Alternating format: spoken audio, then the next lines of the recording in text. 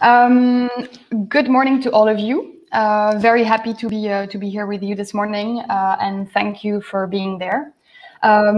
Today we're going to discuss a very important topic. It's all over the place for the moment. It's the return to the office, and we're going to hear how argenx has turned this into an opportunity to shift towards new ways of working. We do believe, and this is why we invited you to this webinar, that as an employer or as a facility manager, tackling those issues can really help you set a basis for a workplace where well-being, positive impact, and meaning are key. I'm Anne-Claire Van Vleeteren. I am the co-founder and the CEO of Commuty. In a nutshell, Commuty is a web and a mobile application that tackles desk booking, parking management, and green mobility promotion organization for companies to help optimize your employees' commutes and facilitate new ways of working. We've been on the market and we've been working in green mobility, parking and desk booking since 2014 now, and we've been helping very various clients from small to bigger companies, but also real estate actors. So we've gained a lot of expertise in that, and we're super happy to be able to help our clients in this pretty particular period of post-lockdown return to the office. So I'm introducing to you Guy Eekhout. Guy Eekhout is facility manager of argenx. It's one of our very inspiring clients, and I will let the floor to Guy now to present argenx, but also to explain what his vision is and how he is implementing new ways of working at argenx. Guy, the floor is yours. Okay, thank you, Anne-Claire. Thank you, Pamela. I'm going to share my screen.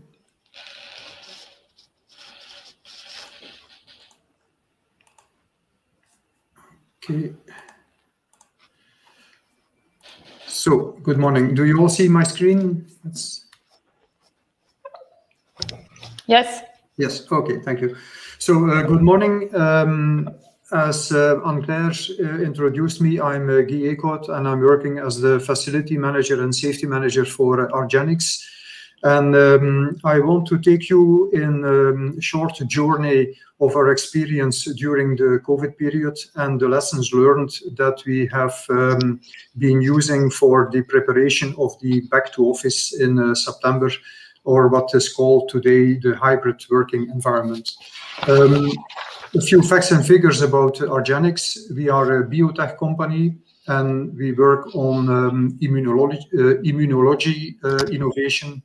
We have offices and laboratory in Zwijnaarden, offices in Boston, Tokyo, and Geneva, and worldwide we count approximately 450 employees, and we are a growing organization, so this number changes from day to day.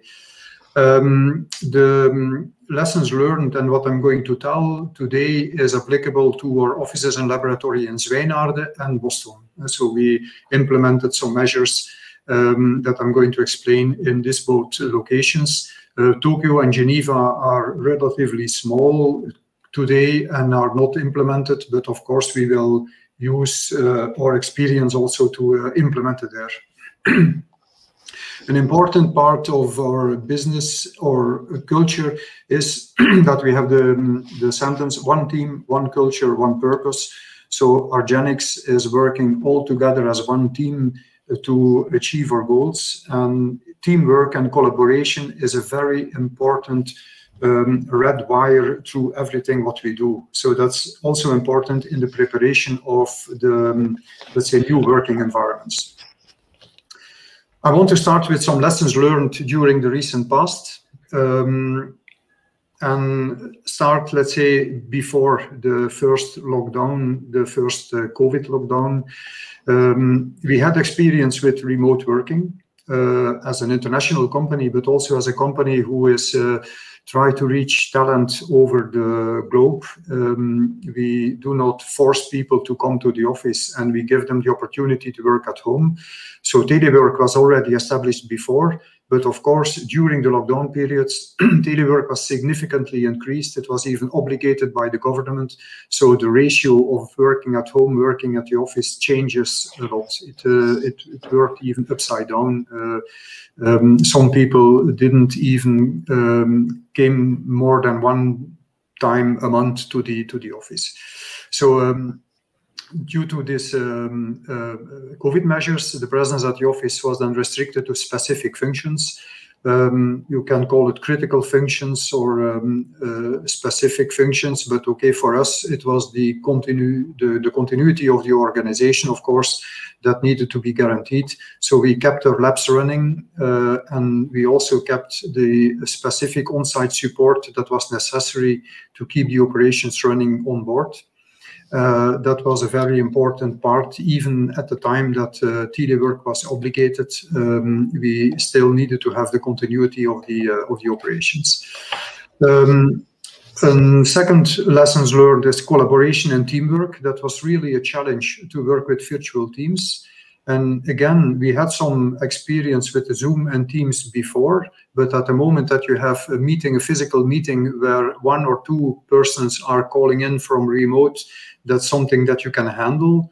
And you can tell even that these people were observers rather than collaborators. But at the moment that you have to change to a situation where almost everyone was virtually connected to a team, then you really need to have a collaboration on a virtual way. And that was really a challenge where we have learned a lot in the meeting ethics, collaboration ethics, how to manage and prepare a meeting. That was a very important lesson. And let's say the biggest observation there is that the better the meeting is prepared, the better it works in a virtual way. In a physical meeting, you can more or less allow that you come to the meeting unprepared, and then you pick up everything from the others. You can rely on the team, let's say, which is physically available in the meeting room. But at the moment that you have a virtual situation, you really have to be prepared. So the meeting rooms itself, where we had the capacity restrictions due to the COVID measures, so that made that we could only have 6 people, sometimes 10 people in the biggest meeting room together, but that was really occasional and not certainly day to day. The same in the office environment, restricted capacity to the half or 1/3 of the normal seat capacity due to the COVID restrictions, and we had to move from a fixed desk environment before COVID to a shared desk environment during COVID. And as you will see, I will explain later, we have to remain working in a shared desk environment in the future too, due to our growth. In lab, we had to implement measures to remain operational. That was more or less taking care of the social distance and all the other occupancy limitations that need to be taken to secure the social distance.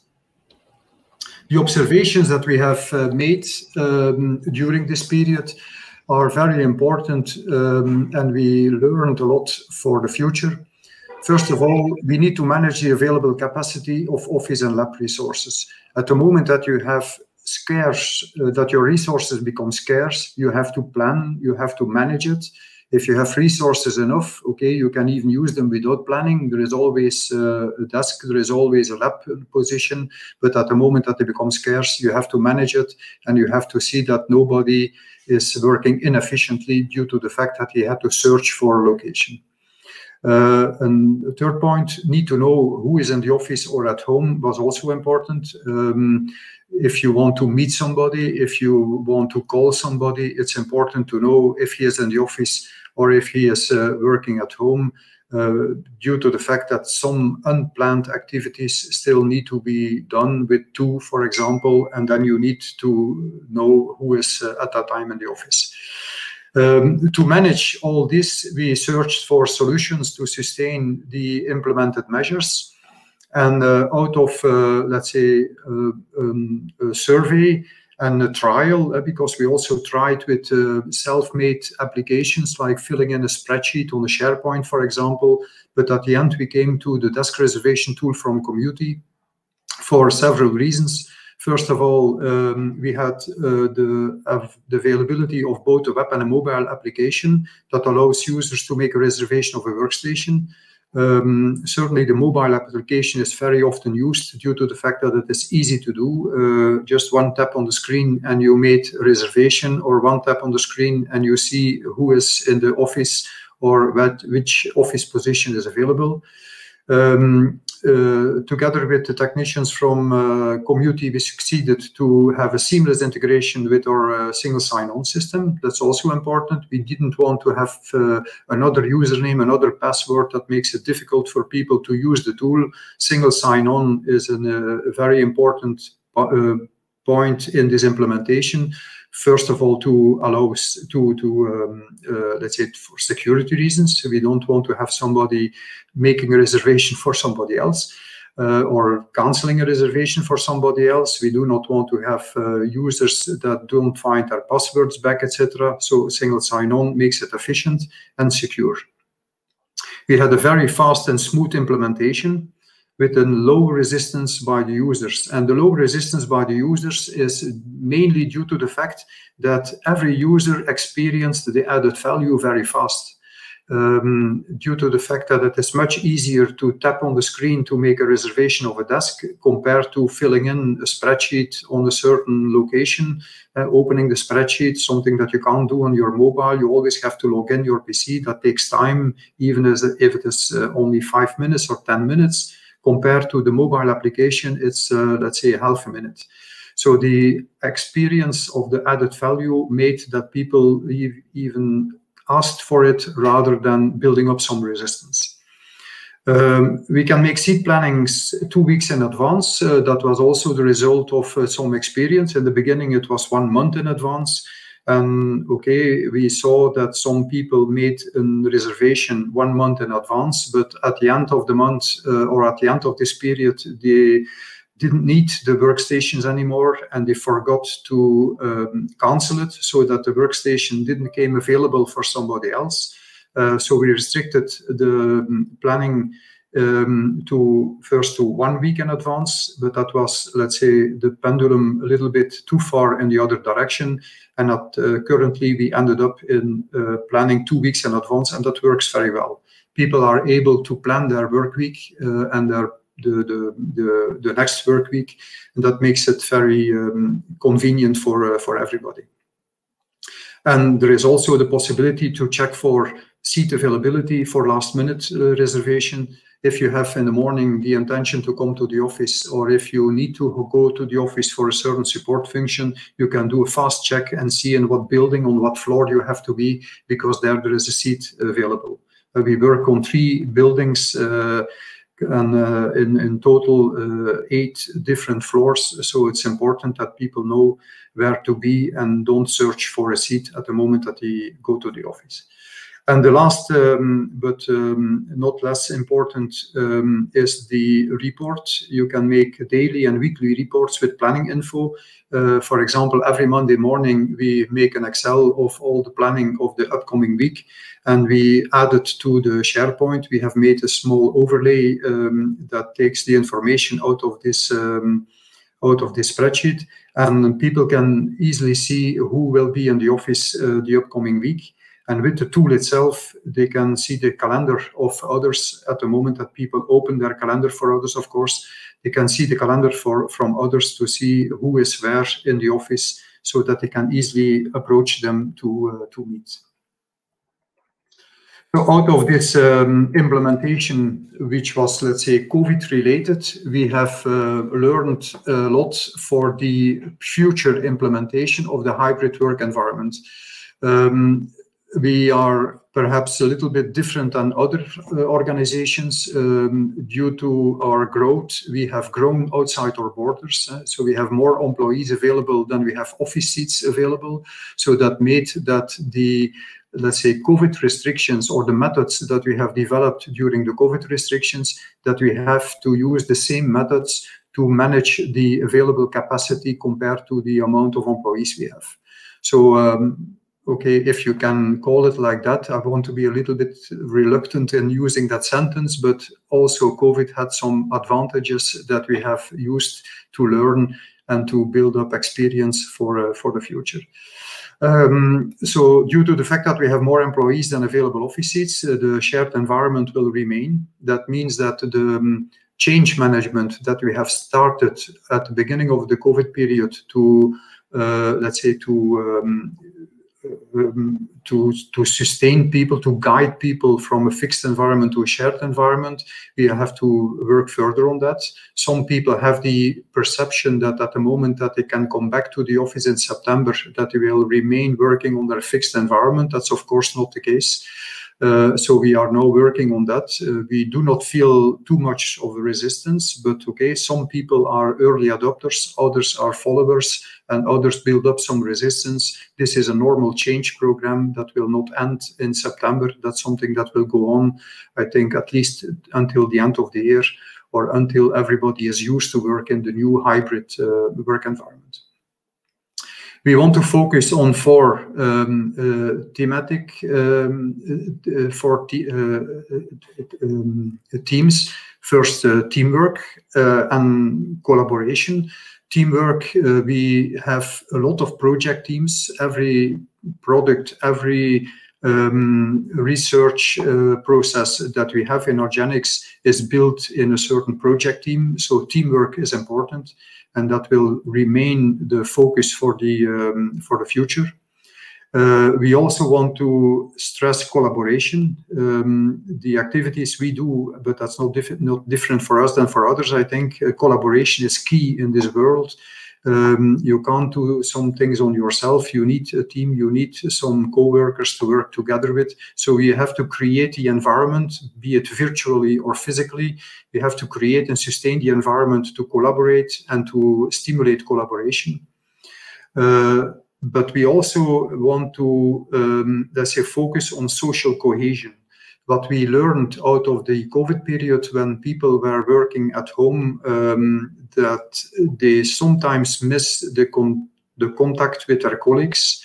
And not only for people who know these colleagues already, because if you know already somebody, you can give him a phone call, you can mail, you can have a Zoom conference or whatever.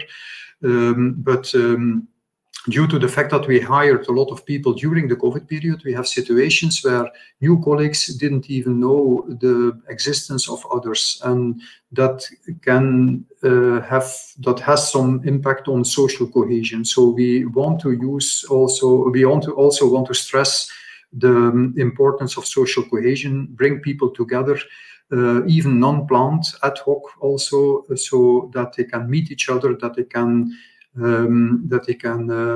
let's say, share some thoughts, that they can talk about hobbies, etc., so that they really learn to know each other. And the red wire between the three previous themes is well-being. We don't want to press everybody in the office. We don't want to put everything, all the people together in small rooms. No, the importance of good ventilation, the importance of acoustics, the importance of enough space to do the work is very important. So well-being is a factor that we certainly keep in mind and where we are going to work further on. And that's both the physical well-being in terms of housekeeping, the hosting of people, but also the mental well-being, the social well-being, which is very important, certainly at the moment that people work remote. I think there is a lot written in the specific literature about that. This is a very important part to keep people combined with your company, keep people connected with your company, even if they work a significant part of their time from remote. Together with the HR department, we are working on an adapted telework policy to find the right balance between working at the office and working at home. This is something which is in progress at this moment. It's not ready, so I can't tell about ratios, how many days per week people are going to work from home, how many days per week people are going to work at the office. There will also be no one rule fits all. I think it will be different from function to function, and this is something where we are working together with a lot of people from HR, the remuneration departments, but there are also some fiscal things. There are a lot of things that we have to keep and that we have to take into consideration to work that out. And at the end, at the moment that the policy is ready, so we assume somewhere early September the policy will be ready, then we will enable the rollout of the policy by, if necessary, transforming some parts of the office zone to the new environment to support this policy. We are not going to work the other way around. It's not because we have some facility limitations or hosting limitations that we are going to write a policy to just explain why we have these limitations. No, we really want to make a policy which suits for our organization, which suits for the future of our organization, and from there we are going to work on the facility and on the office environment. And of course, we need to implement the necessary tools and instruments to support everything what we do. If I'm talking about transformation from office to communication space, this is something where we are working on for the moment. One of the things we are going to do is implement chat boxes, small ones and big ones. And what we learned there is that if you talk about disturbance of a landscape office, then if you compare it to just making a phone call from your desk, we really try to use a timer and to a chronometer to measure that. But on average, a phone call takes approximately 5 minutes or even less. So at the moment that you're in an office, a landscape office with 20 people, for example, and somebody is making a phone call, okay, there is a disturbance of perhaps 3-4 minutes, 5 minutes max for the others during the phone call. If 2 people are phoning, okay, that's still acceptable. But at the moment that people participate from their desk on team meetings and on Zoom meetings, we have measured that on average it takes 30 minutes or even more.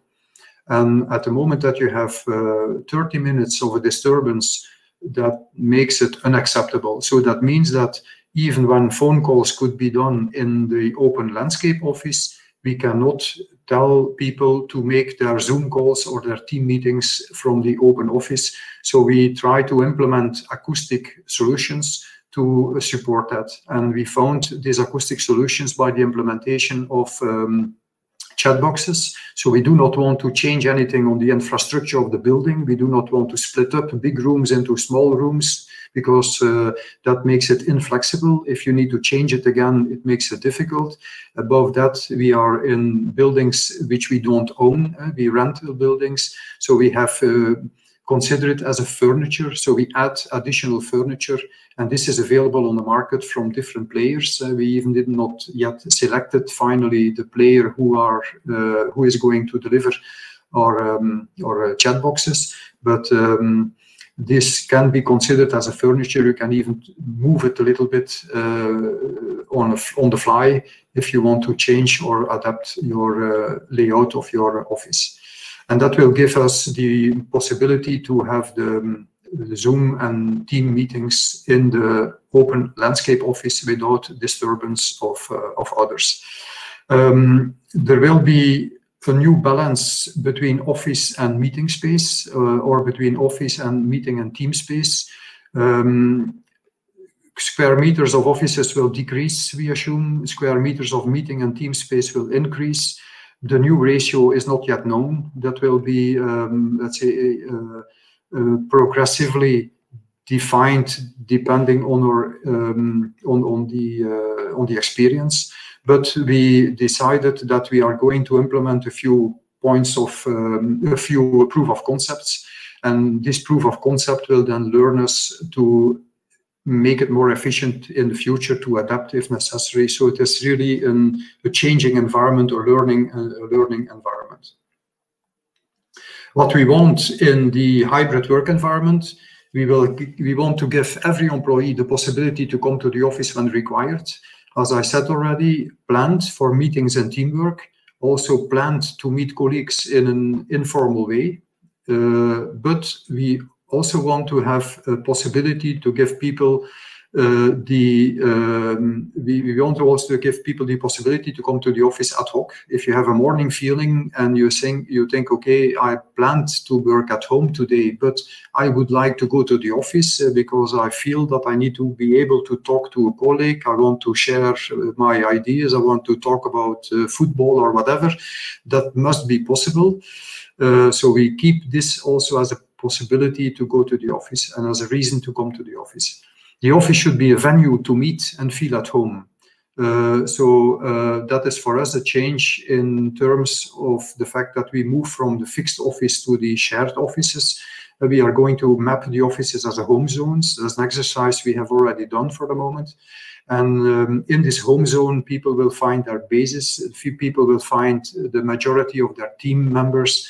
And in this environment, we can create zones where people can work together in a combined physical and virtual presence. So that means also combination of technology. We have now meeting rooms which are equipped with the Zoom room technology. We will probably have to extend that in other meeting rooms, even in smaller ones, so that really a good cooperation is possible between people working remote and people are working from the physical presence in the meeting room. What we don't want and where we are afraid of is that people should need to search for a seat. That would be inefficient, and people do not want to come to the office without the guarantee that they will have a seat. And so if you come to the office and there is no seat available, that would be very inefficient. We also don't want that people have to search for a colleague. We want to have a tool available so that they know where somebody is, so that they can just go to the point where they want to meet each other. What we need to implement that is, well, first of all, tools and instruments to organize the occupancy efficiently. Give people the possibility to make a reservation where and when it's needed. To check the availability of a workstation, not only 1 week or 2 weeks in advance, but also at the moment that it is necessary, ad hoc, the morning or the day before. We want to have tools to know who is in and plan an appointment, and where somebody is, so that we know where to meet, enjoy a coffee together, or have a chat with somebody. And we found the solution in what we need in the desk reservation tool from Commuty. It really fits for this purpose, and indeed it was implemented as a temporary measure for the, let's say, the management of our COVID period, but we now decided that this is the right tool to keep using for the future in the hybrid work environment. And we even further extend the use of Commuty based on the positive experience we have in other offices. As I said, it is now implemented in Zwijnaarden and in Boston, but I have already talked to my colleague in Japan, in Tokyo, and in Geneva, and even there is some interest to implement Commuty for the same purpose. And in future, we consider the implementation of other modules or other resources in Commuty, like shared resources as bicycles, for example. In Zwijnaarden, we use bicycles to move to the university, which is in the neighborhood, and to other partnering companies in the neighborhood. So Commuty can be used for that too. It's not yet done. We started with the implementation of one thing at a time. Don't want to make it overcomplicated, but people are now really asking for it, if we can make a reservation for the bicycles also via Commuty. And we consider the implementation of the carpooling module in relation to an ongoing mobility project, so that we have one platform for all the reservation services that people need, and that we can, together with people from Commuty, elaborate on further progress, on further evolution of that tool. And we plan to take a new building into operation in the period of 2023-2024. Currently, we are now waiting on the building license, and all the experience that we build up in our current buildings, we are going to take with us for the new building. So the new building will, or let's say the current buildings, will be a real proof of concept for the implementation of our processes or environment or meeting rooms or offices, and also the tools in the new building. So thank you. That was my story. Are there any questions, or do we wait until the end of the presentation for the questions? I think someone asked a question in the chat already, so maybe we can do it now. Pamela, if you don't mind. No, it's fine. While we're at it, let's tackle it. Yep. So we have a question from Zigia van den Bosch. How many desks do you provide for how many employees? It is difficult to make the calculation. You don't want too many desks, but also not too less. Well, as I said, for us, for the moment, it's a little bit difficult due to the fact that we have more desks, more employees compared to desks, and we are still a growing organization. But in Zwijnaarden, for the moment, we are in a situation, and I'm only going to give the figures of the flex workers, because we have also some fixed desk for lab personnel, for example. But for the desk workers, we have currently approximately 180 desks, and we have 290 employees. And so that's, let's say, 60%. Sigia says, okay, thanks. Yeah. But again, we have to be careful with numbers. As I said, there is not a system as one rule fits all. The ratio between homework and office work, or the ratio between personnel and available desks, is really dependent on function by function. You really have to see how are people working, what are they doing at their desk, what type of activity do they have, how many, what is the percentage of meetings compared to desk work, etc.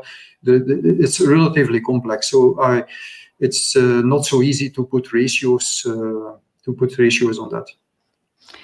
Yeah, this is definitely the difficult part. And from what you said, Guy, I think there are a few things that come out, and one of them is the proof of concept. So also, if you have the possibility to test things and then measure and then adjust, that's probably the best way to work. We have an extra question from Richard Vigneron from ArcelorMittal Luxembourg. Did you arrange some office zones for different departments to avoid colleagues sit too far? Well, yes, in that sense. In argenx, we don't talk about departments. But okay, what's in a word? We talk about project teams, so people are working together with project teams, and we made home zones so that in a certain home zone, and on average, a home zone is approximately 20 desks. That it varies a little bit depending on building to building, floor to floor, but we defined home zones, and then we put a project team. You can call it a department if you want, and then we allocate a project team to a certain home zone. And the reason why we do that is that, of course, as Richard has written, to avoid that colleagues are sitting too far. But home zone and the allocation of a project team in a home zone is defined on the type of activity. You cannot mix too much different activities in the same home zone. To give a cliché example, if you have a home zone where you would have two project teams, where one project team is working very concentrated and another project team is making a lot of calls, that doesn't fit together. You have to make a home zone where you have, let's say, a few project teams which are all working concentrated, and you can have a second home zone where there is a lot of communication and a lot of phones, or where people are running around from time to time. So the type of activity is more important than the department as such, so that you avoid the disturbance. Try to find a kind of a synergy between all the departments or all the project teams that you mix together in one home zone. That's important. And distance is perhaps also a point, but okay, if people are not disturbed, they do not mind to, let's say, to walk 50 meters to find a colleague, as long as they know where the colleague is. We even promote walking a little bit, making some movement during the day. We are sitting already too much. So sometimes it's even better to give people the let's say the obligation a little bit to walk 50 meters just for the good physical condition. But what people don't like is that they have to search for somebody. Walking is not a problem. Making the distance, bridging the distance is not a problem. But they really want to know where to go so that they find the colleague back, even if they have to run 50 meters for that. So again, that's another surprise of the system that brings more well-being to people. We wouldn't have expected that, but it's extra exercise that is brought by the flex desking solution. Richard says, thank you, Guy. And then we have another question from Zigia.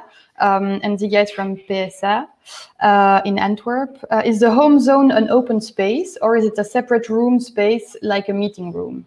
Well, it's an open space, but with meeting boxes inside. What we said is we have open space offices. We made we have just drawn a kind of a Venn diagram, if you want, over the open space. And then we have added in the open space a few meeting boxes, a small meeting box and a big meeting box, so that people can, let's say, work in the open environment. But again, the open environment is limited in our situation to approximately 20 desks. And in this environment of 20 desks, we have a few. On one location is 2 or 3. On another location is only one meeting box where people can sit and work if they need to make a phone call or if they need to make a Zoom room. And of course, we have the other meeting rooms which are available in the building that can be booked via Outlook. And in Outlook, people can book a meeting room for long Zoom conferences or for others. The chat boxes and the meeting boxes are more for unplanned ad hoc communications. And Zia says, perfect, thanks. Very clear, thank you, Guy. I'm not seeing anyone typing any other questions, so I suggest that we go further. We have a few figures that we want to share with you, but first of all, I just want to thank you, Guy. It's very inspiring and very nice to see what is done at argenx and how, as we said in the beginning, this situation that's kind of tricky and a difficult situation in the beginning is turned into an opportunity to increase the well-being of people, but in a pragmatic way, and also testing things and adjusting them. I think it's a very interesting and very good way to put things into place. So thank you for this already. I just want to add perhaps one thing. I talked about collaboration and co-creation, etc. Also, this is the result of collaboration and co-creation. People are really involved in working out the future way of working, both in the ratio homework and telework and office work, but also in the way we organize our office environment with these chat boxes, etc. So it's not only my job, it's let's say I'm the moderator or the facilitator, and we work together with a relatively big team of members from the whole organization. And that's also important to have enough support and buy-in from everybody. And I think also to relate with what you were saying, I think you said in the beginning that you did a survey. And I wrote it down as a conclusion is that, and you mentioned it now, is including your employees in the whole reflection, if it's possible, of course, is very insightful, and it should be done if possible, because they have the answers to what will be a successful implementation or a successful solution. There is a question from Zigia. She has a question about the change. Do you have a plan to survey everyone, or do you just send out a communication? I think we can take this question, and then we'll move to the. Well, it's a combination.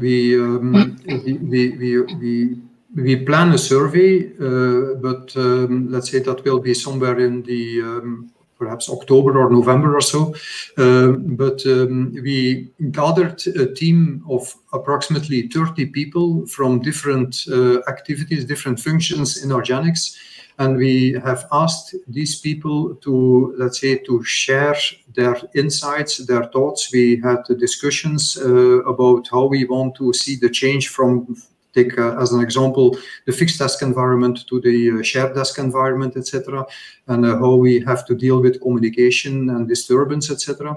And then these 30 people, where we had a lot of virtual meetings with them, because it was all during the COVID period, so it was a lot of virtual collaboration. And these 30 people, on their term, they have asked their colleagues for information and for feedback. And give feedback. So it was really a kind of a two-way communicational process in building proposals, bringing it back to people, taking the feedback, and then work with this feedback to come to an end. And of course, every step we take is then communicated to the whole environment, to everybody via our SharePoint, etc. But it was not a pushed environment. It was really a collaboration and a cooperation, a co-creation with the end users. And then the final situation, which is, of course, a kind of a compromise. You can't have everything because people ask more questions than you can answer. But it was a B-way communication, and it's not finished. We have continuously have to work on that.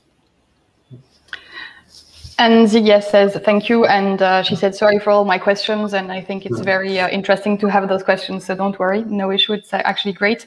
I'm looking at the time because we promised you a webinar of 45 minutes, and we had a lot of questions and exchange, which is great. But if people have to leave at 45. Feel free. For those who still have a little bit of time, I'd like to share a few insights with you on to complement what Guy has just explained. And if there are extra questions, feel free to put them in the chat like you just done up to now. I think for your information, it will probably have an extra 10 minutes to go. I'm going to share my screen with you again and continue with a few figures. So just wanted to give, next to the case of argenx, a bit of insight on the market. And you probably have seen those figures too or heard about it, but remote work is happening now. And when you see the figures, up to 84% of Belgian employees want to work from home 2 days a week, and 33% of them are even ready to work 3 days a week from home. These are the results of a survey from BDO on Belgian employees. And then on the right on the screen, you can see the results of a survey from McKinsey. This is worldwide, and they are in the same average. So 80% of the workers went to homework 2 to 4 days a week. So basically, it's happening, and employees are willing to do so. They've tested it in COVID, and they want to continue having this flexibility. And that's also why, as Guy said, it's important to have them co-create or tell you what they want. They're actually part of the change management, and it's a very important part. But then, as Guy said, also the office is evolving in an infrastructural way, as Guy explained, but also when you ask people how they see the office or what they would use it for, in both cases, more than the half of the people that were questioned see office as an important place to meet with colleagues informally. So not only for meetings, but really to have this connection, and also to brainstorm with their team. So sometimes you need to be physically together to be able to create and to brainstorm about things. So again, the office is also evolving. But then the question is, are employers ready? And from those same surveys, we see that some companies are not ready and have no plan in place yet and have not communicated about it yet. So in this study, a bit less than 70% of the companies haven't prepared it yet. And so what we see is that if there's no plan communicated or no measures in place, it increases a lot the anxiety of employees. And anxiety is the opposite of well-being, as you all know. So it increases risk of burnout, reduces job satisfaction, and lowers productivity. So this is really something that companies need to cope with. And on the other hand, if you communicate and if you put a plan in place and you really explain it to your employees and you make them part of it, the effect on their productivity and on their well-being is much more important. So if you look at the graph here, you will see that communicated on remote relevant policies increases the productivity of your employees by a factor of 5, which is not bad. So you've understood it. It's an investment today, and it's working with the teams and putting things in place to be able to offer your employees flexibility, sense of purpose, and employee satisfaction. This is a whole.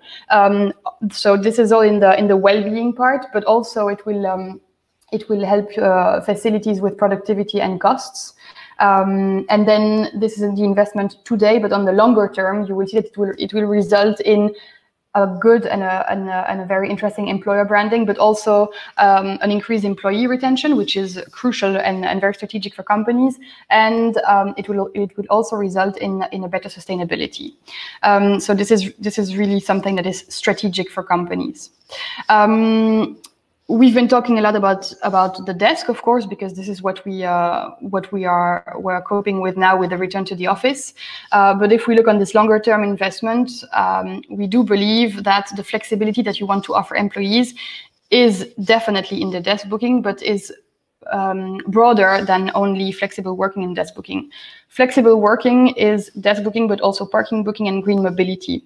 And I'd like to give you a quick insight on how those three subjects or matters are related.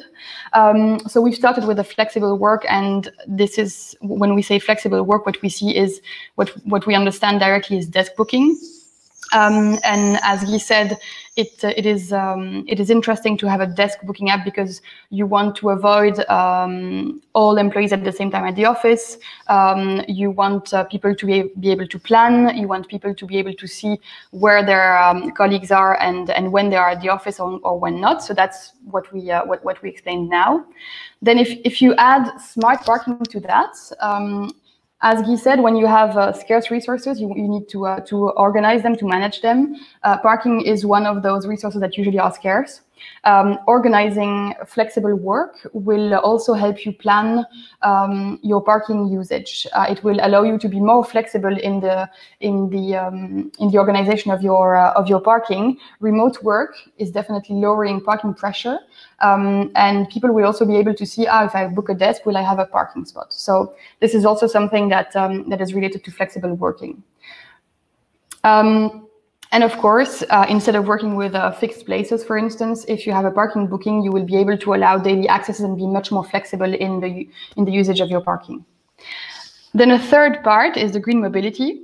Managing your parking helps you prioritize people who will have access to the parking, and you can actually give access to the parking to people who don't have alternatives in priority, but then also people who have alternatives who can come in another way. They can be in lower priority. So managing your priorities will help you promote green mobility. And of course, green mobility also reduces parking pressure. But green mobility isn't only about lowering parking pressure. It's also what our planet needs in a broader sense. We need to promote green mobility to lower footprint of companies in terms of homework, commuting, and by doing so, at some point, we'll be able to hopefully solve morning traffic, and this will definitely also increase well-being in the company. And then if we want to close the loop, if we look at green mobility and flexible working, well, flexible working is also working from home or working from another office that is closer to our home place. And so remote work is actually one of the best green mobility options. So if you look at those three themes, they are very closely related, but as Guy said, we need to be pragmatic and we don't want to make it too difficult. But if you start with one of the three themes, it will then be easier and very logical to continue your path through a fully flexible work, including all of these aspects. And if we look at it in a very facility point of view, you will also be able to make a lot of optimization. And from this methodology where we combine those three themes we just discussed, so desk booking, parking booking, and green mobility organization, you'll be able to optimize your parking capacity to up to 50% optimization, which means that 50% more people will be able to use your parking. And then when it comes to desk booking, the figures show that you can. It's really different from company to company. It can go from 20 to 50% optimization of the square meters of office. As Guy said, it's not an easy calculation, but it's obviously a way of limiting the needs in square meter. And just to illustrate this whole journey, this whole path towards new ways of working and flexible working, we have a very nice example of one of our clients that is a gas and electricity operator.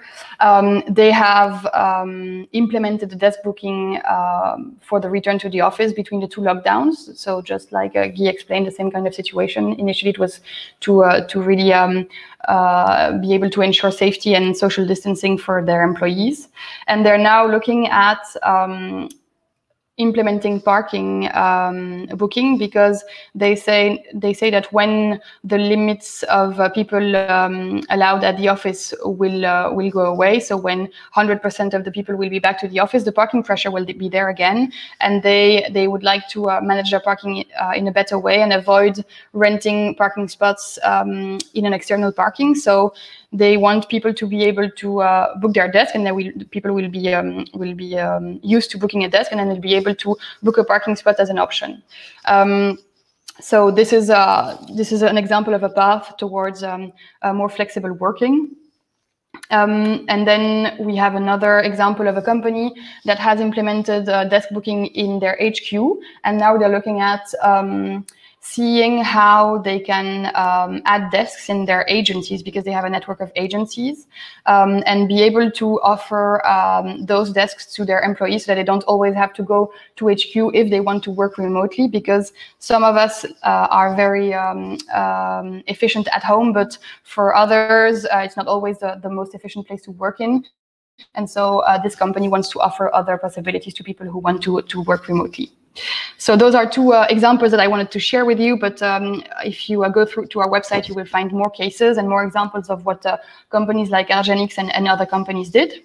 And then I just wanted to conclude with a few takeaways. So I think Guy has given us a very nice example of what can be done with the COVID situation, and as he said, with while being very careful that COVID is actually learning us a lot and pushing us towards new ways of working. It accelerates this trend at least. But so in a very practical way now, the takeaways here are that employees expect employers to organize the return to the office and to ensure safety and flexibility. They also are expecting a plan that you can communicate to them, and that communication is really key here, because that will avoid anxiety, even if it's just communicating a few steps and then evolving with following communications that when the plan becomes more clear. But it's really important to communicate, and you can also communicate it as a positive move. So it can also be something very positive and very inspiring for your employees. Certainly, if you involve them in the whole reflection.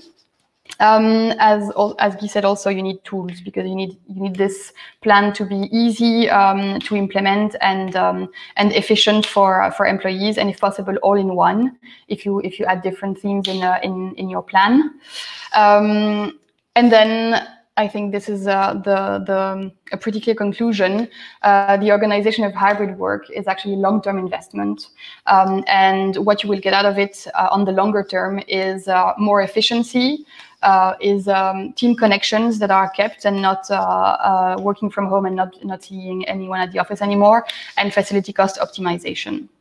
And then last but not least, as I explained earlier, mobility and parking are, from what we see on the field with our clients, are organizational needs that employees would like to see in the system that they use to organize their workday. And so this is something that you might want to ask them or survey about the need for those aspects too in your return to the office plan. As a conclusion, and I have taken a few notes while Guy was talking. I think we all agree that the more flexible we'll work, the more we'll need to plan, to manage resources that are becoming scarce. So we'll need tools for that. And then three other points that were given by Guy and that are really important here, I think, is the seamless experience that you want to give your users, because it should be really easy to become flexible in the way of working. Change management has to be tackled in a good way too, and involving employees is one of the best practices. You want to keep people connected at all times. And there's also work that has to be done in terms of infrastructure, so that the office becomes a place adapted to the way employees will use it in the future. And for that, and as I said earlier, I think it's a very nice approach. A pragmatic approach of testing things and then measuring and adapting is a great way to change. And the key element should be that you're always striving towards more well-being for your employees. So this is what we wanted to share with you, and we were also super happy to invite Guy, that has a very inspiring and a very successful way of implementing new ways of working. It's one of our great clients who has done a lot of things in this very difficult period. So just wanted to thank you, Guy, and also invite anyone that's still here to ask any questions that you might still have in the chat.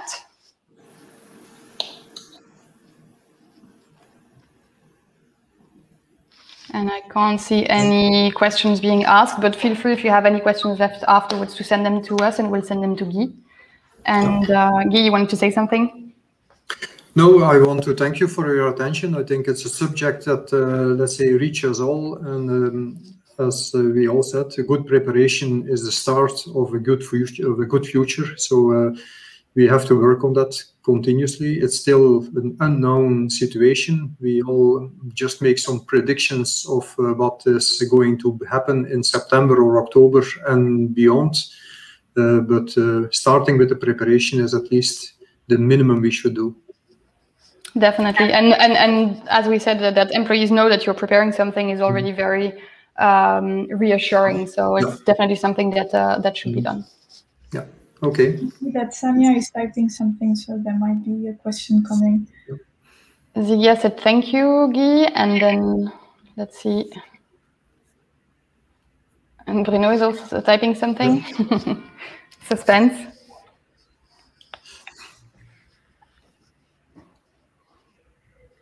Samia says thank you and would be so kind to send us a presentation. Yeah. Bruno says thank you, insightful. Yeah, you will all get the recording of this session, of course, today or tomorrow.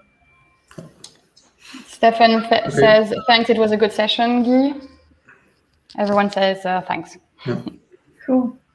Well, thanks a lot. So that's a wrap. Sorry that we exceeded the time a little bit, but I think we had some very interesting exchanges. So as said, I will send you the recording and wish you a very nice afternoon. Thank you, everyone. Thank you. Bye. Bye-bye. Bye. Bye.